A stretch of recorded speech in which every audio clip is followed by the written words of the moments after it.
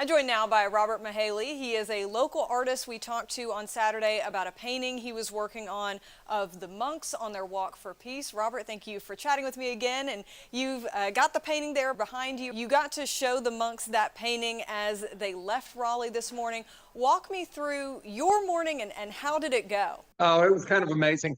Well, first of all, I looked out the window and it was supposed to be freezing rain all day. And I thought, will they even be walking?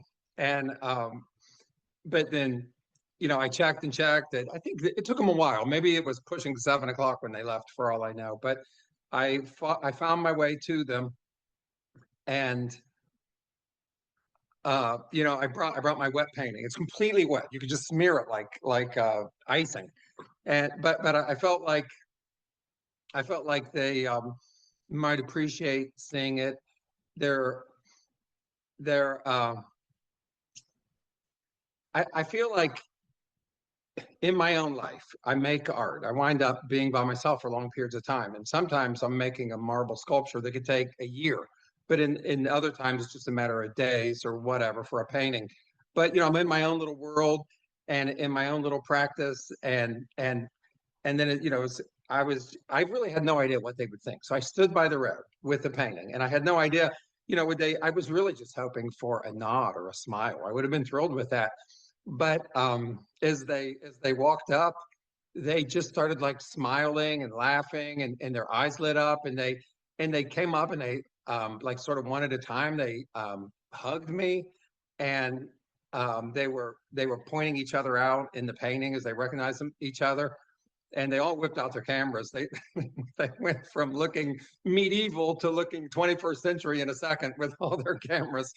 But I just feel like it was really special. We're it was very much sort of like two different worlds, but they are two different worlds of sort of discipline. And for me, it's kind of like a different planet. I mean, for me, I'm just like all about beauty and creating moments that whether it's a painting or a sculpture, it's like you're spending all this effort like just sitting with a moment in time. And I think what they do is something like the opposite. I mean, they're not holding on. They're just kind of like releasing. And so they're on their practice, which presently is about motion.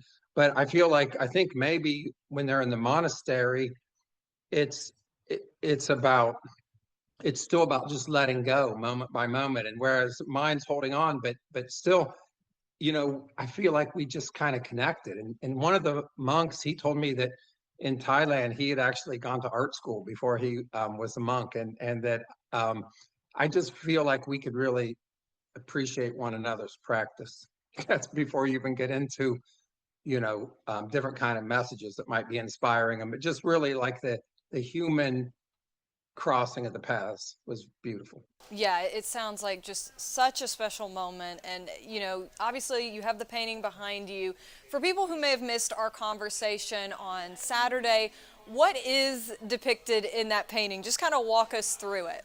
Well, I caught up with them on the first time our paths intersected. I caught up with them on High Point, and they were walking through downtown High Point. They just left a big stadium there. And I think they might have changed their path at the last moment because the app had them on a parallel road, but they decided to walk down Martin Luther King Boulevard, and that's the road I found them on. And it was so beautiful. So many people had bundles of flowers, and I'm all about the beauty, so I'm getting attracted to the flowers, and people would just hand them flowers as they walk by, and of course they only have so many hands, and they're already carrying bags and things, and so they would just pass the flowers back out to people. And it's really, I think about just those instantaneous moments when someone would hand them the flower, they would hand the flower back, and then that's my territory. Those instant moments of beauty. And so that was kind of the nice thing, that when they were there with the painting, I feel like they were just fully appreciating it in the moment.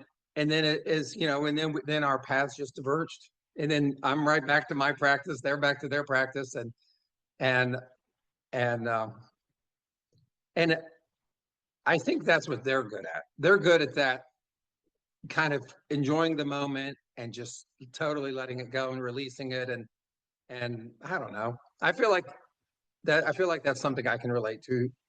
Because with my work, like a lot of times I'm just painting a really simple thing. I'm not necessarily painting, the Grand Canal in Venice, though I have done that too. But I'm a lot of times it's just a particular couple leaves on a tree and the light filtering through, and just that one moment is is so special that I feel like it should be honored, and I sort of honored in my way, and they do in theirs. I know it's so many feelings all at once, but if you could, is there one word that you could use to describe how it felt, that moment when, the monk saw your painting and that recognition?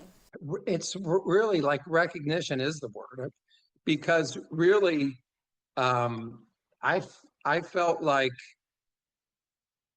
I mean, they're literally walking thousands of miles, and they literally are walking through icy rain trying to get to their destination. And Lord knows I don't want to be the one to slow them down and make their day any longer. But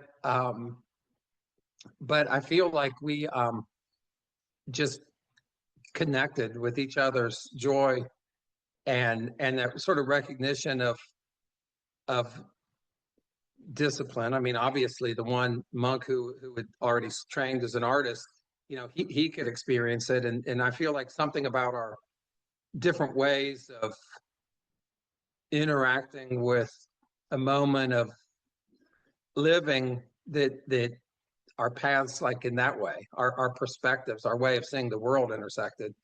And so that's really what was so beautiful about it. All right, and again, for anyone who may not have heard our conversation on Saturday, what are kind of your plans for this painting now that you just have it and you've had this incredible experience? Well, that's funny. I mean, eventually someone will probably buy it from me and then I'll say goodbye to it in the world, but which is fine with me. It's like, it's funny when I make a painting or whatever, I'm really sitting with it a long time. I'm sitting with that moment of light, and then I guess I release it too. It just takes me a little bit longer than others. I actually have an art show coming up next Friday in Hillsborough from 6 to 9. I'm kind of excited by that. It's just a skylight gallery, and so my painting will be there. Hopefully, no children will decide to finger paint with all the wet paint, but I guess it is what it is. Right, I'm sure if any of the elements would have affected it, that almost would have become part of the art, I would imagine. Yeah, yeah. There's definitely that too. It was out there in the freezing rain, and that's exactly my attitude. It's just part of the it's part of the history of the work. If you had Thomas Jefferson's writing desk and there was a scratch on it from his child or himself, he would just treasure it all the more. All right. Well, Robert, thank you so much for your time. It's a beautiful piece. Thank you for sharing it with us, and stay warm the rest of the day.